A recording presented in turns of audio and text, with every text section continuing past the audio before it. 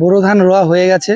মোটামুটি যাদের গাছের বয়স 10 দিন অতিক্রান্ত, গাছের শিকড় জমিতে ধরে গেছে কিন্তু সেভাবে গাছ জেগে উঠছে না, তাদেরকে আমি বলবো যে আপনারা অতি দ্রুত চাপানের প্রস্তুতি নিন। এবং চাপান হিসেবে আপনারা অবশ্যই 28-28-0 ব্যবহার করতে পারেন 15 কিলো বিঘায়, 33 শতকের বিঘায়। এর সাথে আপনারা পটাশ দিন 5 থেকে 6 কিলো এবং ইউরিয়া দিন 12 থেকে 14 কিলো। 20 দিনের মধ্যে চাপানকে কমপ্লিট করবেন, কারণ প্রথম চাপান যদি আমরা 20 দিনের মধ্যে না দিতে পারি তাহলে কিন্তু পাশকাঠির সংখ্যা কমে যাবে, এবং পাশকাঠির সংখ্যা কমে যাওয়া মানে কিন্তু আমরা ফলনে অনেক পিছিয়ে যাব।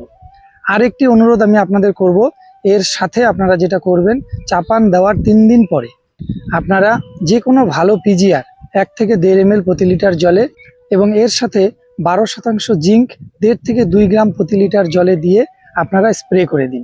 তাহলে কিন্তু গাছের স্বাস্থ্য অনেক ভালো হবে, পাশকাঠি অনেক বৃদ্ধি হবে এবং আপনারা একটি ভালো ফলন পাবেন।